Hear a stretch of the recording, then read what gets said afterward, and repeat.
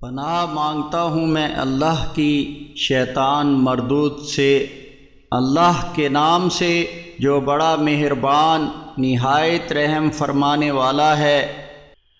اور کسی مومن کا یہ کام نہیں ہے کہ وہ کسی مومن کو قتل کرے مگر یہ کہ بھول چوک سے ایسا ہو جائے، اور جس نے کسی مومن کو بھول کر قتل کر دیا تو اس پر ایک مومن کی گردن آزاد کرنا ہے، اور اس مقتول کے گھر والوں کو خون بہا ادا کرنا ہے، الا یہ کہ وہ لوگ بطور صدقہ معاف کر دیں۔ پھر اگر وہ مقتول تمہاری دشمن قوم سے ہو اور وہ خود مومن ہو تو صرف ایک مومن غلام آزاد کرے،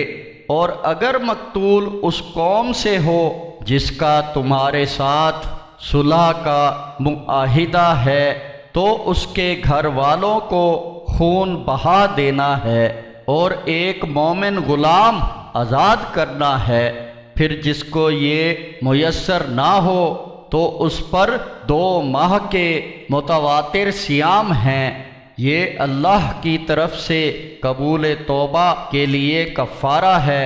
اور اللہ سب کچھ جاننے والا حکمت والا ہے۔ اور جو کوئی کسی مومن کو جان بوجھ کر قتل کر دے تو اس کا بدلہ جہنم ہے جس میں وہ ہمیشہ رہے گا، اور اس پر اللہ کا غضب اور اس کی لعنت ہے،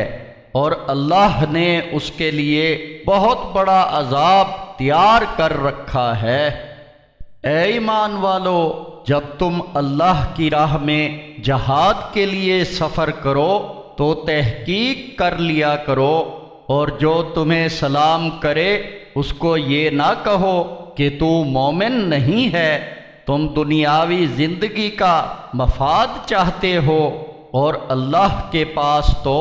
بہت سے اموال غنیمت ہیں، پہلے تم بھی تو ایسے ہی تھے، پھر اللہ نے تم پر احسان کیا، لہذا تحقیق کر لیا کرو،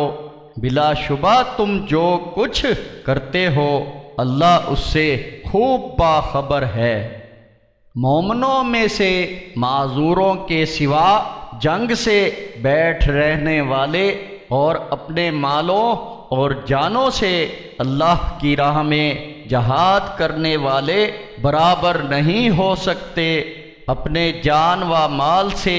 جہاد کرنے والوں کو اللہ نے بیٹھ رہنے والوں پر درجوں میں بہت زیادہ فضیلت دی ہے، اور ہر ایک کے لیے اللہ نے بھلائی کا وعدہ کیا ہے۔ البتہ مجاہدوں کو